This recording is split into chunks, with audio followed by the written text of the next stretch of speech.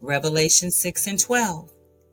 And I beheld when he had opened the sixth seal, and lo, there was a great earthquake, and the earth reeled to and fro like a drunkard, and the sun became black, cloth in a sackcloth made of hair, because the moon was turned into blood.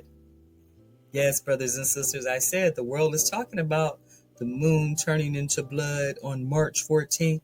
Let's see what the Holy Scriptures say regarding this, Revelation 6:12. One of the most significant rules in understanding the writings of prophets is this. When a prophet is expressing himself figuratively, everything he writes is given as a figurative expression. Hallelujah. The reader cannot pick or choose which parts of the prophecy are literal and which parts are symbolic. Common sense tells us that the sun cannot become black as sackcloth of hair, and the moon cannot turn into blood.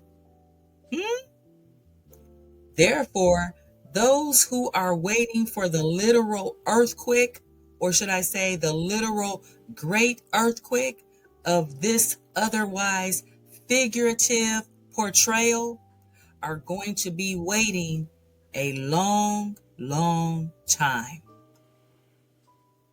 False teachers and leaders have misinterpreted what is going to happen in fulfillment of this verse, when in fact, the great earthquake is occurring even as they read these words.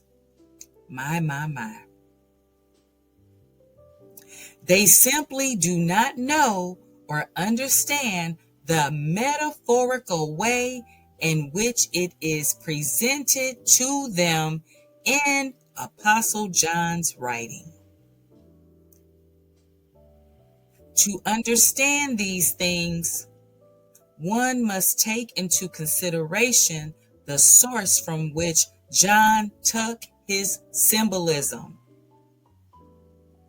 Throughout the Old Testament, clues are given to help reveal the proper origin and understanding of John's mysterious metaphors. Let's read Isaiah 13:10 through 13. For the stars of heaven and the constellations thereof shall not give their light. The sun shall be darkened in his going forth, and the moon shall not cause her light to shine. And I will punish the world for their evil and the wicked for their iniquity. And I will cause the arrogancy of the proud to cease, and will lay low the haughtiness of the terrible. I will make a man more precious than fine gold, even a man than the golden wedge of Ophir. Therefore I will shake the heavens, and the earth shall remove out of her place in the wrath of the Most High, and in the day of his fierce anger. Hallelujah. Look at the gray there, brothers and sisters. Isaiah is saying that people are not allowing the light from within to shine forth in good works. What? Is that what he was saying? Let's read that again. Isaiah is saying that people are not allowing the light from within to shine forth in good works. That's what that stars shall not give their light. That's what that means, brothers and sisters. Continuing in the gray, therefore, they receive none of the light from God, That's what sun shall be darkened represents. You see that? I told you I wanted to help you get some clarity today.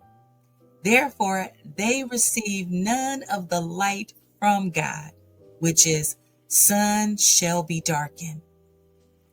The prophets are those who teach and preach to the people who live in darkness, reflecting light they receive from God to the people who are in need of harsh reminding to return to the commandments of God. The moon has no light of its own, but reflects the light of the sun that shone yesterday and the sun that will shine tomorrow, giving this light to a darkened world. So beautiful.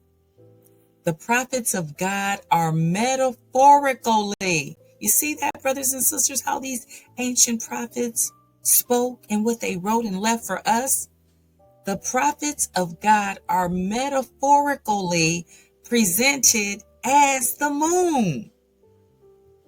When the people choose wickedness over righteousness, the Most High withdraws his prophets from among the people. That means the moon shall not cause her light to shine. You see that metaphorical explanation? The moon shall not cause her light to shine. What is that? That's when the Most High withdraws his prophets from among the people. When the people reject, cast out, and kill the prophets, the moon becomes as blood. Wow, that was your blood moon right there. Wait a minute, I got to repeat that. When the people reject, cast out, and kill the prophets, the moon becomes as blood. Oh, praises. Let's get into the real fun, because this isn't just about staring at the sky. There's a whole lot more going on. And once you understand the science and history behind it, the experience becomes even wilder. Lunar eclipses have fascinated humans for thousands of years. Ancient civilizations saw them as omens. Some thought they meant a king was about to fall, while others believed they were warnings from the gods. The Inca believed a jaguar was eating the moon and would come down to earth to feast on people next. That's why they would shout and bang on drums to scare the beast away. Pretty dramatic, right? Meanwhile, in ancient China, they thought a celestial dragon was attacking the moon, so they made all kinds of noise to drive it off. Basically, a lot of yelling and banging things together. These stories show just how spooky lunar eclipses seemed before people understood what was really happening. And get this, the moon doesn't always turn the same shade of red. Sometimes it's a deep blood red, and other times it's more of a rusty orange. That depends on a few things, like how much dust and pollution are in Earth's atmosphere at the time. If there's been a big volcanic eruption recently, the moon might look even darker and redder than usual because of all the extra particles in the air. So if this eclipse ends up looking extra spooky, you can thank Mother Nature for the special effects. I've got one that can see.